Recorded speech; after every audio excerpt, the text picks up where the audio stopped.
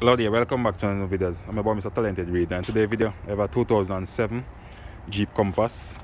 So what happened, I keep getting that lightning looking light in the dash that keep blinking whenever I accelerate. So when I check it, show that we need a chuckle body. So this is the old one for it, and this is a brand new one from AutoZone. So I'm going to replace it right here where the connector go.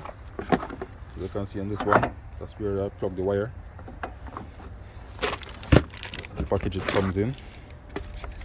Let's see. Okay, so as you can see right there, the part number and everything right there. So, and to remove it, I use an 8mm socket to loosen this clamp right here. This is the part that goes down to the chuckle body, and right here that goes to the airflow box right there, and this is the sensor for it.